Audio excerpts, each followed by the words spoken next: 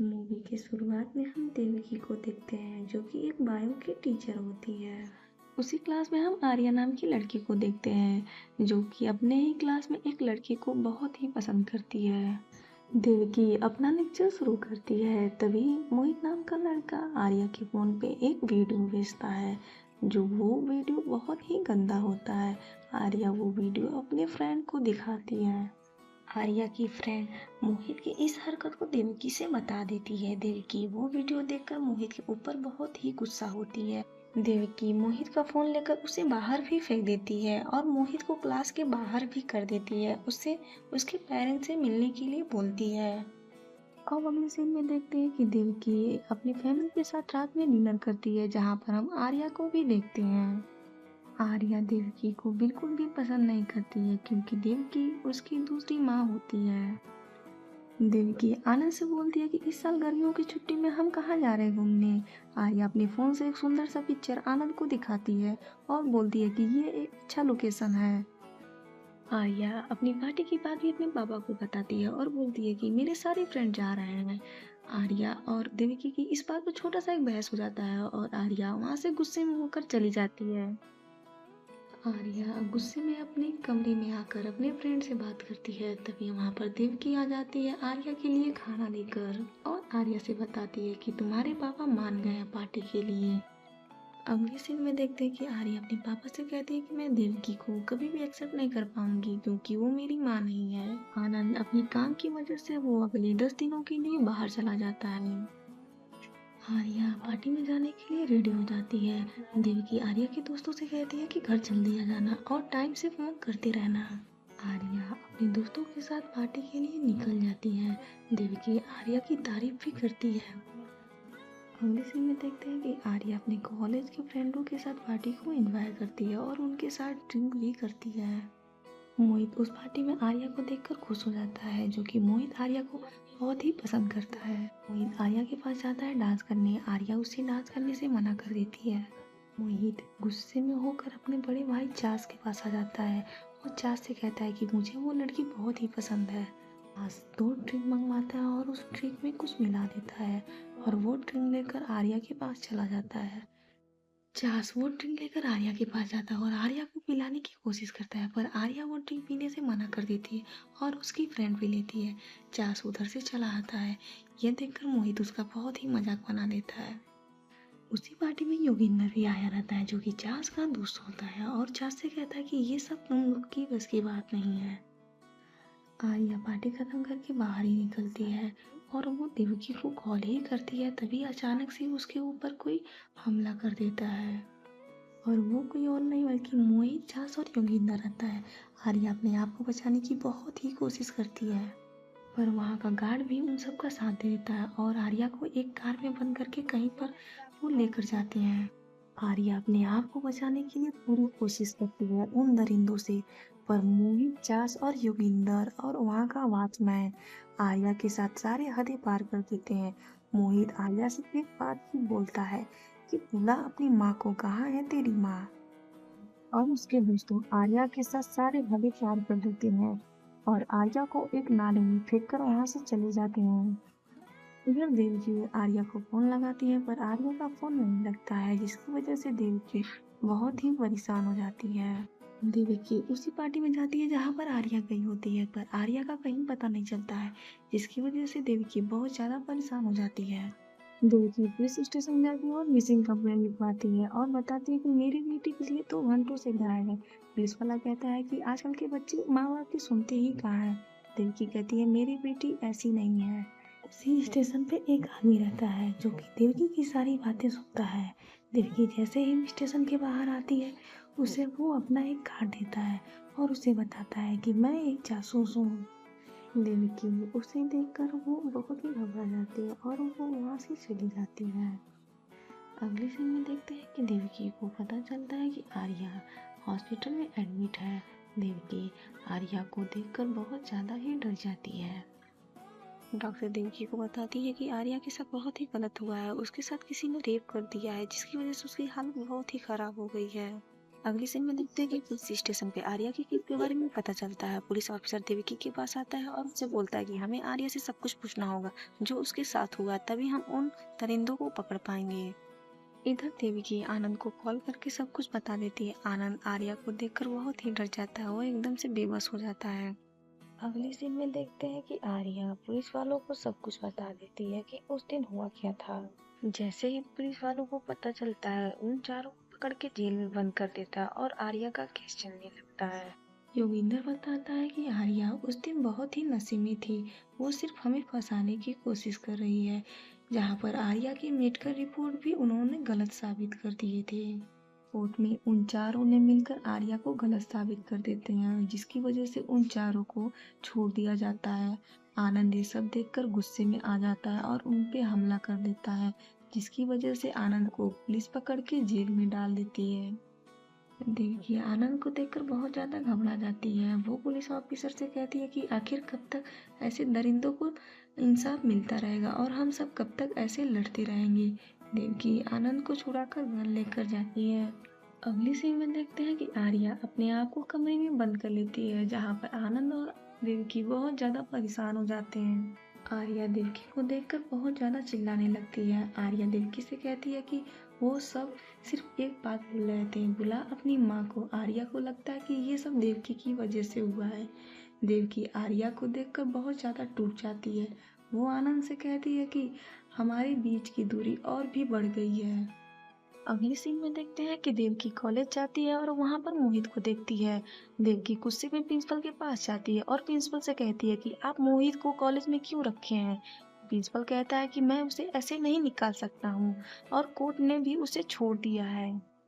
Devaki college से घर जाती है, तभी उसकी नज़र मोहित पे पड़ती है। वो मोहित को मारने की बहुत ही कोशिश करती है, पर मोहित बच के निकल जाता है और देवकी के आगे अचानक से एक ट्रक आ जाता है। देवकी आनंद से बताती है कि उसने कॉलेज जाना छोड़ दिया और वो मोहित के बारे में भी बताती है।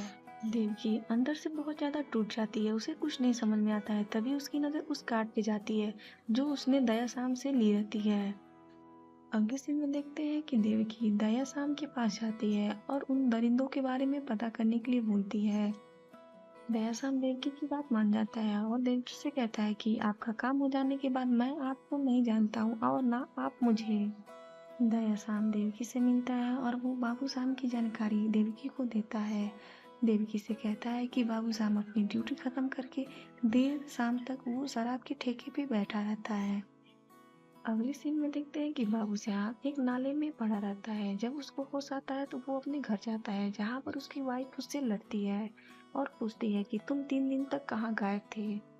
बाबू श्याम बाथरूम में जाता है और अपनी जेब खोलता है। वो देखता है कि उसकी प्राइवेट पार्ट है ही नहीं, किसी ने काट दिया, और ये देखकर वो वहीं पर फिसल कर गिर जाता है, जिसकी वजह से उसकी मौत हो जाती है। देवकी बाबू श्याम की ऐसी हालत करने के लिए अपनी दोस्त की हेल्प ली रहती है। देवकी लोगों को पढ़ाने के साथ साथ वो लोगों की मदद भी करती है। आर्या जब ये न्यूज टीवी पर देखती है तो उसे जीने का हौसला मिलता है। उसे लगता है कि उसकी किए की सजा उससे मिल गई है। अगले सीन में देखते हैं कि पुलिस ऑफिसर को लगता है कि बाबू शाम का मर्डर किया गया है और वो आनंद के पास जाता है, क्योंकि उसे आनंद पे शक होता है। आनंद उसे बोलता है कि हम भले लोग हैं और उसकी सजा उसे मिल गई है। पुलिस ऑफिसर आनंद पर नजर रखने के लिए बोलता है। अगले सीन में देखते हैं कि दया श्याम देवकी से दोबारा मिलता है और चार्ज की पूरी जानकारी एक पेन ड्राइव में दे देता है। दया श्याम देवकी से बताता है कि चार्ज बॉडी बनाने का बहुत बड़ा शौकीन है और उसके साथ उसके घर में कोई भी नहीं रहता। देवकी वो पेन ड्राइव लेकर वहां से चली जाती है। आगे देखते हैं कि देवकी चार्ज के घर में मौका पाते ही घुस जाती है और उसको प्रोटीन पाउडर में कुछ मिला देती है, जिसकी वजह से चार्ज की हालत बहुत खराब हो जाती है। अगले सीन में देखते हैं कि पुलिस ऑफिसर को पता चलता है कि चार्ज की ऐसी हालत साइनाइड की वजह से हुआ है, जो एक जहर है जो एक सेब के बीज के पाउडर का बनाया जाता है। पुलिस ऑफिसर को मोहित पे शक हो जाता है, जिसकी वजह से चार्ज कभी बोल नहीं सकता है। ये खबर दया श्याम तुरंत देवकी को बताता है और मोहित के पास कॉल आती है कि उसके घर में आग लग गई है। पुलिस ऑफिसर मोहित के घर जाता है और वहां देखता है कि उधर कोई आग नहीं लगी है। पुलिस ऑफिसर को मोहित पे पहले से ही शक था और वो घर की तलाशी लेने लगता है। तभी मोहित के किचन से खूब सारे सेब मिलते हैं कटे हुए, जो कि देवकी बड़ी ही चालाकी से सारे सबूत मोहित के खिलाफ कर देती है और मोहित को जेल भिजवा देती है। तभी पुलिस ऑफिसर की नज़र देवकी के चश्मे पे पड़ती है और वो समझ जाता है कि ये सब कौन कर रहा है। अगले सीन में देखते हैं कि देवकी चाँद से मिलने उसके पास जाती है और उससे कहती है कि अब बोल, बुला अपनी माँ को, देख उसकी माँ आ गई है। आगे देखते हैं कि आर्या को पता चलता है कि चार्ल्स और मोहित को उनके किए की सजा मिल गई है। अगले सीन में देखते हैं कि पुलिस ऑफिसर देवकी के पास जाता है कुछ पेपर पे साइन कराने के लिए। देवकी पुलिस ऑफिसर को देखकर एकदम से नर्वस हो जाती है। तभी पुलिस ऑफिसर देवकी को उसका चश्मा देता है। देवकी कहती है कि शायद आपके पास भी सेम टू सेम चश्मा है। देवकी पुलिस ऑफिसर को देखकर एकदम से घबरा जाती है। पुलिस ऑफिसर समझ जाता है कि ये सब कौन कर रहा है और देवकी पे नजर रखता है। दयाशान देवकी से एक बार और मिलता है, उसे योगिंदर के बारे में बताता है। तभी पुलिस ऑफिसर भी वहां पर पहुंचा रहता है जो देवकी पे नजर रखता है। पुलिस ऑफिसर दयाशाम को जेल में लाकर बंद कर देता है और उससे बहुत डराता धमकाता है। तभी उसका सीनियर वहां पर आ जाता है और उससे कहता है कि इस केस को छोड़ दो तुम, ये केस कब का क्लोज हो गया है और बाकी सारे केस उस पर ध्यान दो। आगे देखते हैं कि मोहित से मिलने योगेंद्र जेल में जाता है और उससे पूछता है कि तुमने ऐसा क्यों किया। मोहित कहता है कि ये सब मैंने नहीं किया है, ये सब कोई और कर रहा है जो हम सबको फंसाने की कोशिश कर रहा है। योगेंद्र चार्ज से मिलने हॉस्पिटल में गया होता है और उससे पूछता है कि ये सब कौन किया है। चार्ज अपनी पूरी कोशिश और ताकत लगाकर योगेंद्र से बताता है कि ये सब कोई और नहीं बल्कि उस लड़की की माँ कर रही है। योगिंदर समझ जाता है कि ये सब देर कर रही है। योगिंदर बाहर निकलता है, तभी वो दयाशाम को भी देख लेता है।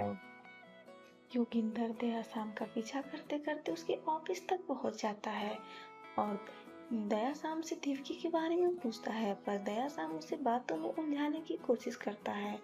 योगिंदर दयाशाम के फोन से देवकी का पता लगा लेता है और दयाशाम को भी जान से वो मार देता है। आगे देखते हैं कि आर्या अपनी फैमिली के साथ बाहर गई होती है और वो उस हादसे को भी भुलाने की कोशिश करती है जो उसके साथ हुआ रहता है। इधर देखते हैं कि पुलिस ऑफिसर दयाशाम के घर गया होता है और उसके बॉडी के साथ साथ उसके घर की भी तलाशी लेता है।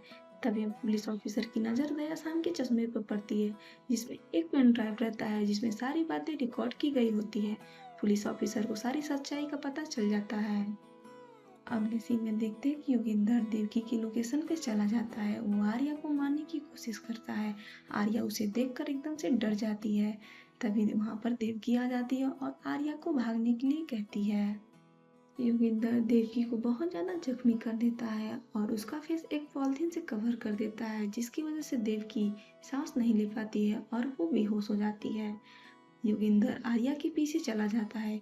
देवकी को कुछ टाइम बाद होश आता है और जैसे ही योगिंदर देवकी पे गोली चलाने वाला ही होता है तभी वहां पर पुलिस ऑफिसर आ जाता है और योगिंदर पे गोली चला देता है जिसकी वजह से दोनों में हाथापाई होने लगती है। ये देवकी को योगिंदर का बंदूक मिल जाता है और वो योगिंदर पे गोली चलाने वाली ही होती है। तभी पुलिस ऑफिसर कहता है कि इसे छोड़ दो, इसे मत मारो और इसकी किए की सजा इसे जरूर मिलेगी। देवकी पुलिस ऑफिसर से कहती है कि ये फिर छूट जाएगा और आप लोग कुछ नहीं कर सकते और आप सब लोग देखते रह जाएंगे। पुलिस ऑफिसर कहता है कि इसे मारना है तो सही गन से मारो। पुलिस ऑफिसर देवकी को अपनी गन दे देता है। तभी योगेंद्र अपनी जान की भी मांगने लगता है और कहता है कि मैं अपने आप को पुलिस के हवाले कर दूंगा। पुलिस ऑफिसर से कहता है कि इसने ही चार्ल्स और मोहित को और उस गार्ड को भी इसने ही मारा है। पुलिस ऑफिसर कहता है कि मैं सब कुछ जानता हूँ और देवकी से कहता है गोली चलाने के लिए और आर्या उधर छिपी रहती है और योगिंदर की बातें सुन लेती है। उसे पता चल जाता है कि इन हैवानों को कोई और नहीं बल्कि उसकी माँ मार रही है और देवकी योगिंदर के ऊपर सारी गोली चला देती है और उसे मार देती है। तभी आर्या उधर आ जाती है और देवकी को माँ करके पुकारती है। देवकी ये शब्द सुनने के लिए सालों से तरस गई थी। आर्या देवकी को माँ करके पुकारती है और उसे गले लगा लेती है। देवकी माँ शब्द सुनने के लिए सालों से तरस रही थी और आर्या को भी गले लगा लेती है और ये कहानी इधर ही खत्म हो जाती है।